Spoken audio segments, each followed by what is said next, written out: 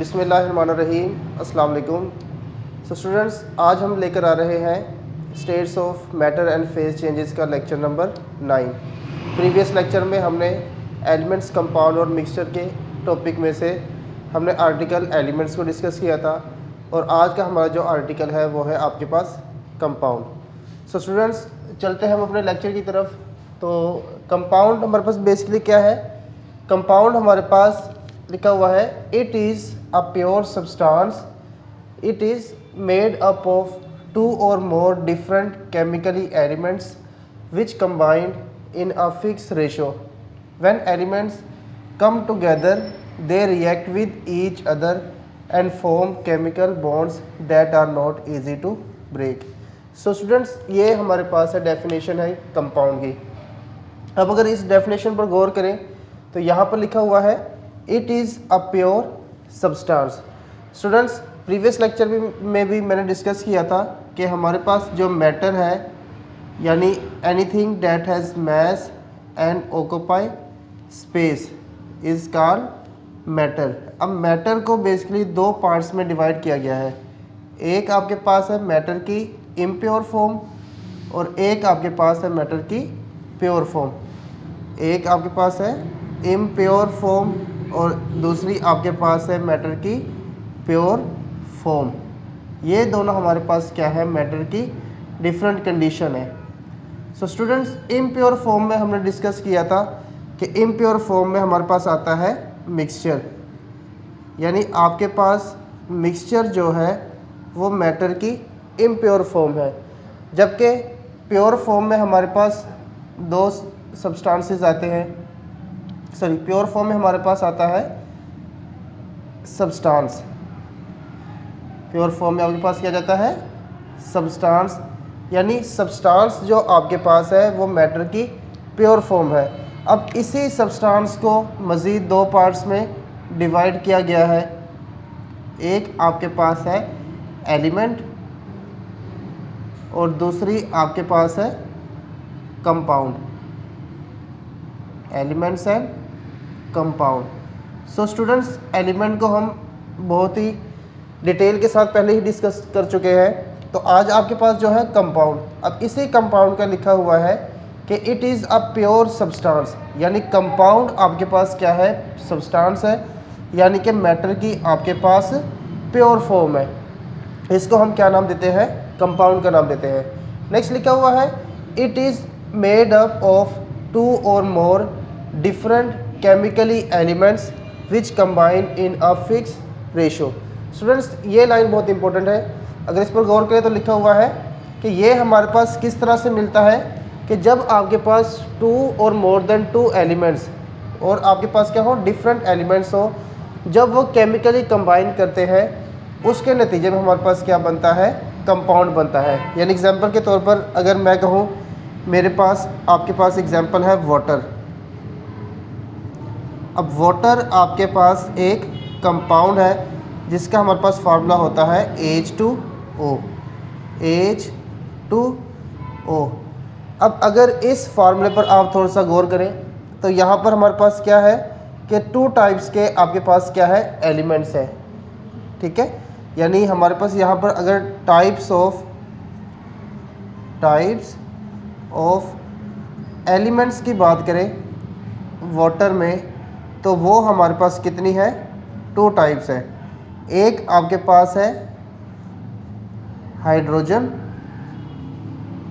और दूसरी आपके पास कौन सी टाइप है? ऑक्सीजन। यानी अब ये देखें, आपके डिफरेंट एलिमेंट्स क्या कर रहे हैं? केमिकली कंबाइन करेंगे। डिफरेंट एलिमेंट्स है, सेम एलिमेंट्स नहीं है। डिफरेंट एलिमेंट्स आपके केमिकली कंबाइन करेंगे और उस केमिकल रिएक्शन के नतीजे में जो हमारे पास सब्सटेंस बनेगी वो आपके पास क्या कहलाएगा? कंपाउंड कहलाएगा। मीन्स हमारे पास जो कंपाउंड है वो डिफरेंट एलिमेंट्स के केमिकली कंबाइन करने से आपके बनते हैं, और जिसमें हमारे पास उनकी जो रेशियो है वो भी क्या होती है? आपके पास फिक्स रेशियो होती है। अब फिक्स रेशियो से स्टूडेंट्स क्या मुराद है? यानी अगर इस पर हम गौर करें तो यहाँ पर अगर इसकी रेशियो निकालें वाटर में हाइड्रोजन और ऑक्सीजन की, वो आपके पास आती है 2:1। यानी एक तरफ आपके पास हाइड्रोजन है और दूसरी तरफ आपके पास क्या है, ऑक्सीजन है। तो रेशो आपके पास क्या है, 2 हाइड्रोजन है हमारे पास और 1 आपके पास क्या है, ऑक्सीजन है। सो स्टूडेंट्स इसी रेशो के लिहाज क्या बनेगा, आपके पास हमेशा वाटर बनेगा। यानी अगर इस रेशो में आप थोड़ा बहुत भी चेंज ले आए, ठीक है, तो वो बनने वाला कंपाउंड आपका वाटर नहीं होगा बल्कि कोई और कंपाउंड होगा। तो कंपाउंड बनने के लिए हमारे पास जो रेशो है वो भी क्या होनी चाहिए, फिक्स होनी चाहिए। जैसे अगर बात करो, मेरे पास है सोडियम क्लोराइड NaCl, तो ये आपका 2 एटम से मिलकर, 2 टाइप्स के एलिमेंट से मिलकर बना हुआ है। एक आपके पास है सोडियम और दूसरा स्टूडेंट्स आपके पास क्या है, क्लोरीन है। तो स्टूडेंट्स अब इसमें अगर रेशो की बात करें, यहाँ पर हमारे पास क्या है, सोडियम की आपके पास 1 और क्लोरीन भी आपके पास क्या है, 1 रेशो के लिहाज से आपस में कंबाइन है। तो इसको स्टूडेंट्स बोलते हैं हम फिक्स रेशो। तो ये हमारे पास क्या है स्टूडेंट्स, फिक्स रेशो के लिहाज से आपके जो एलिमेंट्स हैं वो कंबाइन करते हैं और क्या बनाते हैं, कंपाउंड्स बनाते हैं। नेक्स्ट अगर गौर करें तो लिखा हुआ है when elements come together they react with each other and form chemical bonds that are not easy to break। so students यानी हमारे पास लिखा हुआ है कि जब ये एलिमेंट्स आपके एक दूसरे के करीब आते हैं तो इनके दरमियान एक फोर्स जनरेट होती है। उस फोर्स को हम बेसिकली क्या नाम देते हैं, केमिकल बॉन्ड का नाम देते हैं। मीन हमारे पास लिखा हुआ है केमिकल बॉन्ड, केमिकल बॉन्ड। अब केमिकल बॉन्ड की अगर बात करें कि केमिकल बॉन्ड हम किसे कहते हैं स्टूडेंट्स, केमिकल बॉन्ड आपके पास वो फोर्स है, केमिकल बॉन्ड आपके पास क्या है, वो फोर्स जो किसी भी मॉलिक्यूल में या किसी भी, आप कंपाउंड लिख लें, किसी भी कंपाउंड में जो हमारे पास क्या है, एलिमेंट्स है, उनको जोड़ कर रखे, एलिमेंट्स को जोड़ कर रखे या कंबाइन करके रखे, वो फोर्स आपके पास क्या कहलाती है, केमिकल बॉन्ड कहलाती है।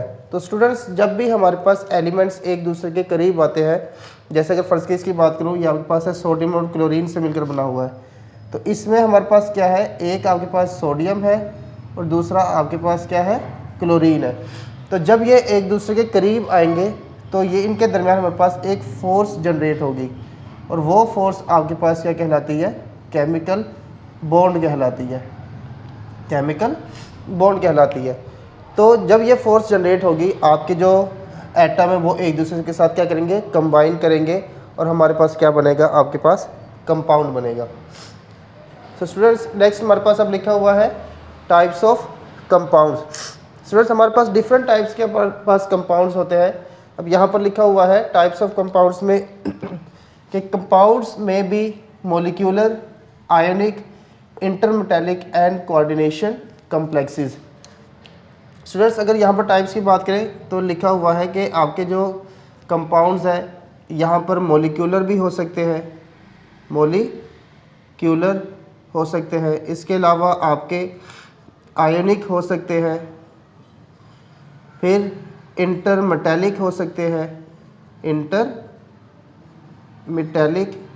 आपके पास हो सकते हैं और आपके पास लिखा हुआ है कोऑर्डिनेशन कॉम्प्लेक्सेस हो सकते हैं, कोऑर्डिनेशन कॉम्प्लेक्सेस की फॉर्म में आपके पास मॉलिक्यूल्स या जो आपके पास कंपाउंड्स हैं हो सकते हैं।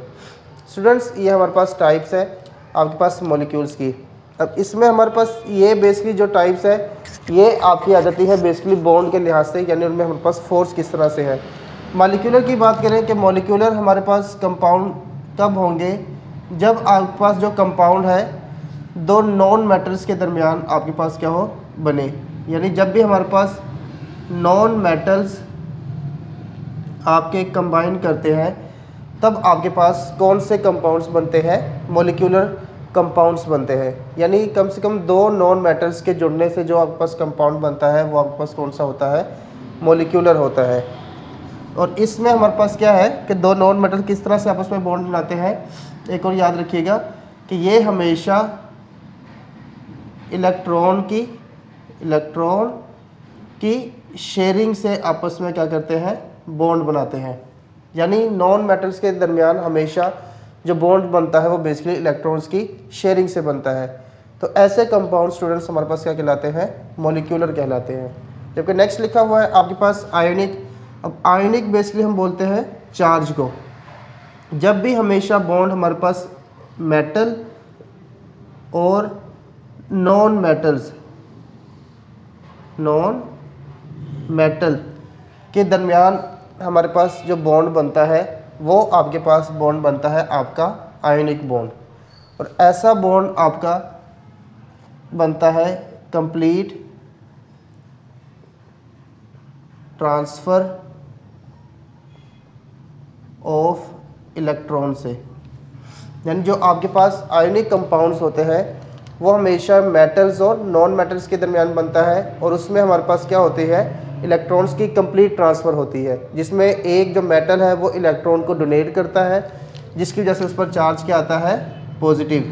जबकि दूसरा मेटल है वो इलेक्ट्रॉन को गेन करता है, उस पर चार्ज क्या आता है, नेगेटिव चार्ज आता है। तो ऐसा बनने वाला बॉन्ड या ऐसे कंपाउंड्स आपके क्या कहलाते हैं स्टूडेंट्स, आयनिक कंपाउंड्स कहलाते हैं। वर्ड आयन का मतलब ही बेसिकली क्या होता है, चार्ज होता है। मीन मेटल पर आपके पॉजिटिव चार्ज आता है और नॉन मेटल पर आपके नेगेटिव चार्ज आता है। सो स्टूडेंट्स नेक्स्ट आपके पास है इंटरमेटैलिक। अब इंटरमेटैलिक कंपाउंड ऐसे कंपाउंड्स हैं जो हमारे पास दो मेटल्स के दरमियान बॉन्ड बनने से वजूद में आए। यानी जब भी आपके मेटल्स एक दूसरे से रिएक्ट करते हैं तो आपके पास कौन से बॉन्ड बनते हैं, इंटरमेटैलिक बॉन्ड बनते हैं, इंटरमेटैलिक कंपाउंड्स बनते हैं। अब इसकी एग्जांपल में आ जाता है आपके पास ब्रॉन्ज, या आपके पास जो घरों में स्टील ये इस्तेमाल होते हैं, ये आपके क्या है, इंटरमेटैलिक कंपाउंड्स है। जबकि मॉलिक्यूलर में हमारे पास आ जाते हैं वाटर, H2O, ये आपके मॉलिक्यूलर में आ जाते हैं। और हमारे पास आयनिक में स्टूडेंट्स आपके आ जाते हैं NaCl, जिसमें सोडियम आपका मेटल है और क्लोरीन आपका क्या है, नॉन मेटल है। और जबकि इंटरमेटैलिक में हमारे पास क्या जाते हैं, ब्रॉन्ज है, स्टील है। ब्रॉन्ज कब बनता है, जब कॉपर और जिंक आपके रिएक्ट करते हैं तो आपके पास ब्रॉन्ज बनता है। जबकि स्टील कब बनता है, जब आयरन और कार्बन आपस में रिएक्ट करते हैं तो आपके पास क्या बनता है, आपके पास स्टील बनता है। और ये हमारे पास टाइप्स है किसकी, इंटरमेटैलिक कंपाउंड्स की टाइप है। इसके अलावा स्टूडेंट्स लास्ट पर लिखा हुआ है कोऑर्डिनेशन कम्प्लेक्सेस। कोऑर्डिनेशन कम्प्लेक्सेस क्या है, जिसमें आपके पास जो सेंट्रल एटम है वो हमारे पास क्या हो, कोई भी एक मेटल हो। स्टूडेंट्स कोऑर्डिनेशन कम्प्लेक्सेस में हमारे पास जो सेंट्रल एटम होता है वो आपके पास क्या होता है, कोई भी एक मेटल होता है। और इसकी डिफरेंट पोजीशंस पर हमारे पास क्या आकर जुड़ते हैं, आपके कोई भी आयंस या आपके कोई भी मॉलिक्यूल्स आकर जुड़े। तो ऐसे कंपाउंड्स आपके पास स्टूडेंट्स क्या कहलाते हैं, कोऑर्डिनेशन कम्प्लेक्सेस कहलाते हैं। सो स्टूडेंट्स ये हमारे पास टाइप्स है आपके मेटल्स, नॉन मेटल्स, यानी नेचर के लिहाज से आपके कोई भी कंपाउंड मॉलिक्यूलर है, आयनिक है, इंटरमेटैलिक है, या आपके पास क्या है, कोऑर्डिनेशन कम्प्लेक्सेस है। नेक्स्ट जो हमारे पास टाइप्स लिखी हुई है वो लिखी हुई है कंपाउंड्स में भी inorganic and organic in nature. यानी इनके अलावा कंपाउंड्स जो हैं आपके इनऑर्गेनिक भी हो सकते हैं, इनऑर्गेनिक हो सकते हैं, और आपके ऑर्गेनिक कंपाउंड्स भी हो सकते हैं, ऑर्गेनिक कंपाउंड्स भी हो सकते हैं। स्टूडेंट्स इनको हम काफ़ी डिटेल से ब्रांचेस ऑफ केमिस्ट्री में डिस्कस कर चुके हैं कि इनऑर्गेनिक आपके पास क्या होते हैं और ऑर्गेनिक क्या होते हैं हमारे पास। तो उसको मैं रिपीट करता चलूँ। इनऑर्गेनिक हमारे पास क्या है, जिसमें जो हमारे पास जो कंपाउंड्स हैं वो कब बने, जब हमारे पास, जिसमें हमारे पास या तो कार्बन आपकी मौजूद ना हो या बहुत ही स्मॉल अमाउंट में क्या मौजूद हो, कार्बन मौजूद हो। ऐसे कंपाउंड्स आपके क्या कहलाते हैं, इनऑर्गेनिक कंपाउंड्स कहलाते हैं। जैसे कि आपके पास NaCl है, अब इसमें कार्बन मौजूद नहीं है तो ये आपके पास क्या है, एक इनऑर्गेनिक कंपाउंड है। वाटर H2O ये भी आपका एक इनऑर्गेनिक कंपाउंड्स है। इसके अलावा CO2, अब उसमें बहुत कम ही अमाउंट में क्या मौजूद होती है, कार्बन मौजूद होती है, इसलिए वो आपके पास क्या है, इनऑर्गेनिक कंपाउंड्स है। जबकि स्टूडेंट्स ऑर्गेनिक कंपाउंड्स क्या है, जो हमारे पास हाइड्रोकार्बन्स और उनके डेरिवेटिव्स से बने, वो आपके पास से कहलाते हैं ऑर्गेनिक कंपाउंड्स कहलाते हैं। यानी इसमें जो इसेंशियल जो आपका एलिमेंट है, इसेंशियल एलिमेंट है, वो आपके पास होता है कार्बन। यानी जिसमें हमारे पास कंपाउंड में क्या मौजूद हो, कार्बन मौजूद हो, ऐसा कंपाउंड आपके पास कहलाता है ऑर्गेनिक कंपाउंड्स कहलाते हैं। सो स्टूडेंट्स, ये हमारे पास टाइप्स है हमारे पास कंपाउंड्स की। इसके अलावा लिखा हुआ है the composition and properties of an element or a compound are uniform throughout a given sample and from one form to another. Mean हमारे पास जो कंपोजिशन होती है किसी भी कंपाउंड्स की या एलिमेंट्स की, वो हमारे पास क्या होती है, यूनिफॉर्म होती है। यहाँ पर वर्ड लिखा हुआ है यूनिफॉर्म। यूनिफॉर्म से मुराद है कि हर पॉइंट पर क्या होगी, आपके पास एक जैसी होगी। जैसे फ़र्ज़ करें आप पानी में चीनी मिक्स कर लेते हैं या आप पानी में नमक को मिक्स कर लें, तो उसमें जो हर जगह पर क्या है, जो कंसंट्रेशन है वाटर की और NaCl यानी नमक की, वो क्या होगी, आपके पास एक जैसी होगी। या आप घरों में आम शरबत बनाते हैं, रूह-अफ़ज़ा को आप ऐड कर लें पानी में, तो उसमें भी जो कंसंट्रेशन है जो रूह-अफ़ज़ा की है और वाटर की है, वो हर जगह पर क्या होगी, एक जैसी होगी। ऐसी कंसंट्रेशन आपके पास कहलाती है यूनिफॉर्म। और इसके ऑपोजिट होती है नॉन यूनिफॉर्म।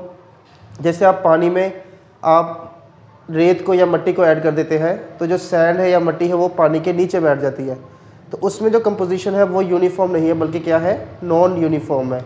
या आप पानी में ऑयल को ऐड कर देते हैं, तो उसमें भी जो कंपोजिशन होती है वो आपके पास क्या होती है, नॉन यूनिफॉर्म होती है। सो स्टूडेंट्स, चाहे आपके पास एलिमेंट्स हो या कंपाउंड्स हो, उसमें जो कंपोजिशन है आपके पास क्या रहती है, यूनिफॉर्म रहती है। सो स्टूडेंट्स, ये है आपका आज का लेक्चर, जिसमें हमने डिस्कस किया काफ़ी डिटेल के साथ कंपाउंड्स को। तो ये काफ़ी इम्पोर्टेंट है आपके एग्जामिनेशन पॉइंट ऑफ व्यू से, लॉन्ग के लिहाज से भी, शॉर्ट के लिहाज से भी पहले भी डिस्कस किया था। तो फटाफट से पहले आप इसका स्क्रीनशॉट ले लीजिए। तो स्टूडेंट्स, अब हम क्लोज़ करते हैं अपने आज का लेक्चर। ओके, अल्लाह हाफिज़।